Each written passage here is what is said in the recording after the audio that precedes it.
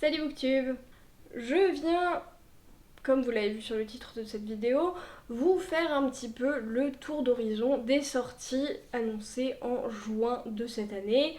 Comme pour la dernière fois, c'est la deuxième fois que je fais ce format de vidéo. Comme la dernière fois, je vais le faire en 4 parties. Ce sera un peu plus court, je pense, que la dernière fois, puisque j'ai moins de choses à dire parce qu'on est un petit peu dans le hiatus d'été. Et donc je vais faire une première partie sur les sorties anglophones, puis les traductions auxquelles je peux apporter quelque chose parce que je les ai lues ou alors j'ai lu les autoristes, etc. Puis je ferai les francophones purs, puis je ferai une petite partie manga et graphique. Voilà, on va se lancer tout de suite pour ne pas perdre de temps par les anglophones. Le 6 juin sort Lady Tan Circle of Women de Lisa C. C'est un livre dont je ne sais pas grand chose. Je sais que l'autrice est très réputée, il y a notamment un livre d'elle que j'ai envie de lire depuis un moment mais que je n'ai pas encore lu. C'est une autrice de fiction historique et qui là va se pencher sur une réinterprétation de l'histoire d'une personne qui a véritablement existé. Et en gros, c'est une jeune femme en Chine au 15e siècle qui est passionnée de soins et de médecine, ce qui s'appelait la médecine en tout cas à l'époque, et qui va se retrouver un petit peu mise en péril par un mariage arrangé comme souvent à cette époque-là, et donc le mariage arrangé va un petit peu l'empêcher de faire son soin et sa médecine, et on va voir un petit peu comment ça se passe par rapport à ça. J'aime pas mal la fiction historique de temps en temps, et là le fait que ça se passe en Chine au 15e siècle et qu'il y ait cette dimension de médecine, je trouve ça très intéressant. Il a des très bonnes notes, je ne sais pas trop ce que ça peut donner, à voir, mais voilà. Le même jour, donc le 6 juin, sort Page Boy, donc c'est le mémoire de Elliot Page. Je ne sais pas si je le lirai parce que je ne suis pas très mémoire, mais voilà, ça peut peut-être en intéresser certains ou certaines. Donc Elliot Page, c'est un acteur très connu à Hollywood qui a fait son coming out trans il n'y a pas si longtemps que ça, c'était il y a 1 ou 2 ans je pense, et du coup qui a fait sa transition suite à ça. Et vous le connaissez peut-être sous son ancien nom lorsqu'il n'avait pas encore transitionné, qui était Ellen Page, et donc qui a joué notamment dans Inception, qui actuellement joue dans Umbrella Academy, qui avait joué dans Juno quand elle était plus jeune, voilà. Quelqu'un de très connu, et je ne sais pas, peut-être que je le lirai, peut-être que je l'écouterai, peut-être pas, mais ça peut en intéresser certains ou certaines. Le 13-06, ma sortie la plus attendue de ce mois-ci, il s'agit de Love Theoretically de Ali Hazelwood. Je ne sais pas trop de quoi ça parle. Je sais que, comme les autres livres de l'autrice, il s'agit d'une romance dans un cadre scientifique académique, puisqu'il s'agit de l'autrice de Love on the Brain et de The Love Hypothesis, qui sont toutes deux dans mes meilleures romances que j'ai lues ces dernières années. J'adore cette autrice, j'adore ce qu'elle fait, et donc je vais le lire sans aucun doute. Le même jour, on va avoir On Earth as It Is on Television de Emily Jane. C'est un premier roman qui m'intrigue pas mal malgré ses notes un petit peu mitigées, parce que je sais que ce n'est pas pour tout le monde. C'est un peu un livre First Contact, donc c'est la rencontre des aliens avec nous. Et en gros, un moment où les aliens vont arriver et vont repartir sans rien, en gros, sans rien faire, sans rien dire. C'est très décalé, c'est très satirique sur la société actuelle, sur les réseaux sociaux, sur la politique, etc. Avec un côté un petit peu goofy, un petit peu what the fuck, un petit peu à la Hitchhiker's Guide to the Galaxy. Voilà, c'est un petit peu tout ça mélangé de ce que j'en ai compris. Le pitch a l'air hyper intéressant, a l'air d'être une bonne réinterprétation de First Contact. Je sais que pour beaucoup des avis de gens qui ont pu le lire en avance sur Goodreads, c'est soit ça passe, soit ça casse. À voir ce que ça donne, il m'intrigue beaucoup, pourquoi pas.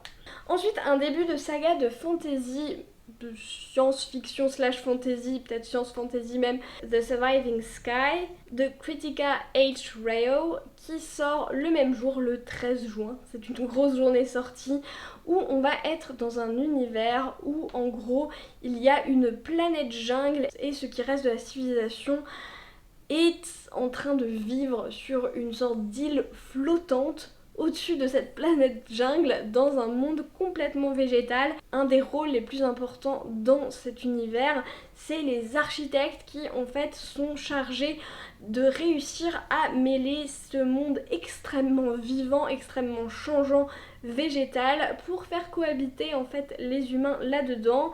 De ce que j'ai vu, c'est une fantaisie scientifique avec une dimension hindoue. Voilà, rien que ça, ça m'intrigue énormément, je trouve que le concept est très intéressant. Il a des très bonnes notes sur les premières personnes qui ont pu le lire, donc je suis très intéressée. En traduction, il n'y a pas énormément de choses finalement, et du coup j'ai pris un peu plus large que j'avais pu prendre la dernière fois. Il y a White Smoke de Tiffany D. Jackson qui sort le 7 juin. Donc en traduction, et c'est une autrice que je n'ai pas encore découvert mais dont j'ai entendu énormément de bonnes choses. C'est une autrice qui fait du truc assez sombre, assez horrifique, fantastique, un peu gore parfois, avec des thématiques assez importantes. Elle parle notamment dans White Smoke de tout ce qui va être racisme, etc. C'est une autrice que je dois absolument découvrir. J'en ai entendu énormément de bien. Je ne sais pas si beaucoup de gens en parlent, je ne trouve pas forcément, donc je voulais en parler ici. Mais j'ai pas grand chose de plus à en dire fondamentalement.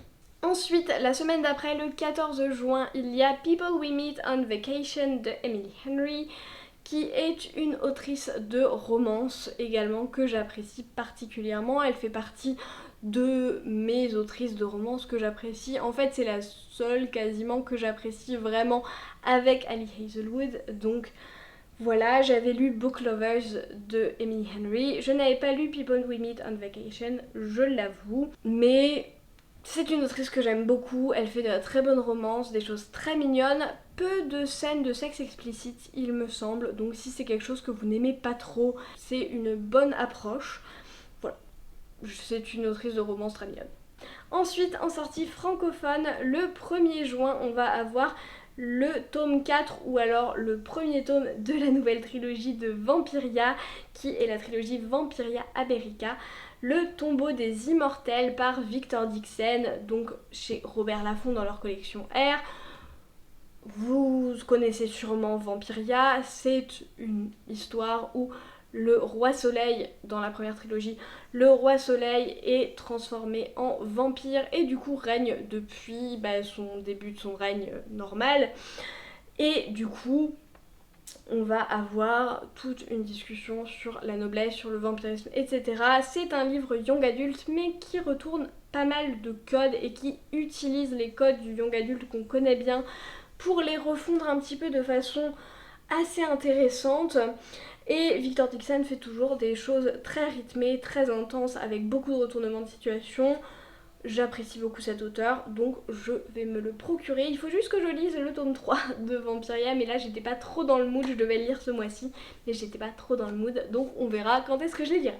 Et ensuite, le 9 juin, chez Argyle, sort Emils de Emmanuelle Chastelière, que j'avais pu avoir en avant-première à Ouesturland, qu'il faudrait que je lise d'ici là au passage. C'était un petit peu l'idée. Mais on est sur une fantaisie qui se déroule à Carthage, a priori très inspirée de l'univers de Carthage à l'époque, voilà, enfin, vous comprenez ce que je veux dire, puisque ça a été fait en collaboration avec une historienne ou scientifique, enfin voilà. A priori il y a de la recherche, je n'en sais pas beaucoup plus, je suis désolée, ne me citez pas comme source fiable là-dessus, c'est juste ce que j'ai vu passer. Voilà, ça m'intéresse énormément, j'aime plutôt bien la ligne éditoriale de Argyle, donc j'étais intriguée, il est extrêmement beau, voilà, il m'en faut pas beaucoup plus, et j'essaierai d'en parler avant qu'il sorte, ou alors au moment de sa sortie, si j'arrive à le lire avant. Et enfin, puisqu'il y a eu assez peu de sorties, je vais parler des illustrés et des mangas. Il n'y a pas grand chose qui sort comme nouveau manga, je trouve, en tout cas qui m'intéresse beaucoup comme nouveauté. Et on est plutôt sur des suites de sagas, et j'ai un illustré qui n'est pas un manga. C'est le tome 4 de Lore Olympus de Rachel Smith qui sort le 7 juin. J'avais déjà pu avancer la saga Au-delà du tome 4, je pense, puisque je les ai lus sur Webtoon. J'en ai lu une partie sur Webtoon, il faut que je continue d'ailleurs. C'est toujours aussi bien, hein. J'adore leur Olympus. C'est extrêmement mignon, c'est extrêmement addictif, adorable et tout ça. Voilà, si vous connaissez, vous savez probablement ce que j'en pense, j'avais fait une vidéo dessus, etc. Mais il y a le tome 4 qui sort début juin. Ensuite, le 1er juin sort le tome 8 de Frieren et le tome 3 de Léviathan. Donc on est sur de la fantasy et de la SF. C'est des suites de saga, je vais pas en parler beaucoup plus, c'est des suites que j'attends beaucoup. Et enfin le 21 juin sort le tome 6 de Dan Dadan que j'attends également. Mais comme je l'ai dit, en fait j'ai pas grand chose à en dire sur les mangas puisqu'il y a peu de choses qui m'intéressent dans les nouveaux mangas, dans les nouvelles sorties. Donc voilà. J'espère que malgré le peu de sorties finalement, parce qu'on arrive un peu dans la période creuse des sorties avant la rentrée littéraire, j'espère que ça vous a quand même intéressé, que c'était quand même un minimum pertinent. Il y a surtout des sorties anglophones qui m'intriguent pas mal, donc à voir ce que ça donne. J'espère que vous allez avoir de très bonnes lectures en ce mois de juin. Peut-être que si peu vous tente, vous aurez un moyen de faire descendre la palle, je vous le souhaite. En attendant, on arrête tous de procrastiner, on va prendre un livre et moi je vous dis à la prochaine.